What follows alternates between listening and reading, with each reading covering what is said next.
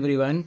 Thought of sharing something with all you guys. A parent came for a new admission to me today for their child in the 7th standard. Now, what has happened is the parent is sharing with me and telling me that my son was superb 1 year back, but for the just at the end of the last academic year and all, for around 4-5 months, he got really down in his studies. Apart from getting down in his studies, he's become a bit withdrawn.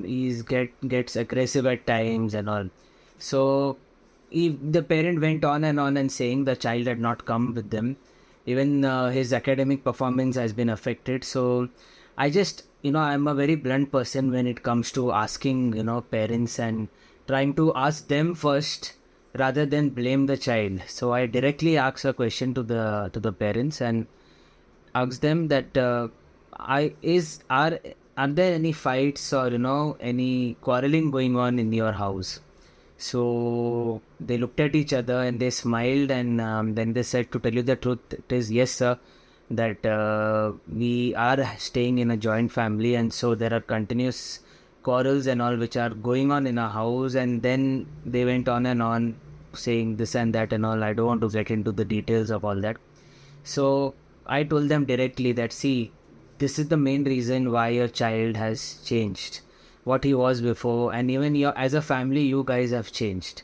Okay, what happens is, when parents or the relatives or whoever are staying in the house, if they have continuous quarrels, continuous fights, continuous, all these type of talks which are happening in front of the child, it really affects the child. It really affects the mentality of the child. First thing is, see, what happens is emotionally they totally get distressed. They get scared, they get confused, sad, angry, all these type of, you can say all these type of, they have mixed feelings. They don't know how to react at certain situations. Then, their behavior also changes. They get aggressive at times. They get angry for petty reasons. Even I have noticed in my last year's batch also, there was a child who should not get sleep in the night. And the parents feel this is normal, and what happens, the child also, it become difficult for him or her to understand that this is not the normal way of living. As time passes, I see suddenly when all these things happen, it become difficult for the child to adjust to such an environment.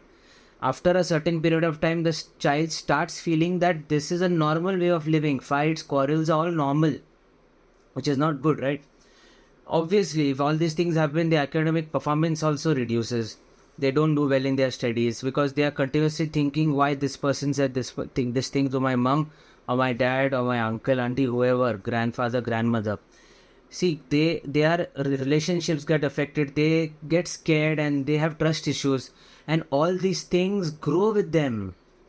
Most important, parents don't understand this, that these petty things that you feel are petty, these things which you feel are petty and you feel are trivial, they are such great things which have massive impacts on your child, and it grows with them, and it will grow to certain extent that even at the age of 20, 25, 30, 35, they will have all this anxiety and depression issues. There was a time when we did not know what is anxiety, depression, and now every person feels lonely and anxious and gets depressed and scared and has fear. When we find out and go to the history of such a child, we come to know that he or she has grown up with such an atmosphere where fear and being anxious was normal. They felt it was normal, and so they grew up to such an environment that they, for petty reasons, they feel anxious and they get depressed. And what is happening is, if they get married and if they have children, they pass that on to their child. So requesting parents that if possible, try to find out some other ways in which you can handle these conflicts in your house. Try to do it away from your child. It's difficult, but if you love your children, you have to do it. And this is the only way your child will be able to grow in a healthy environment and grow mentally strong. That is very important now. More than being academically strong and being good in studies, your child has to be mentally perfect.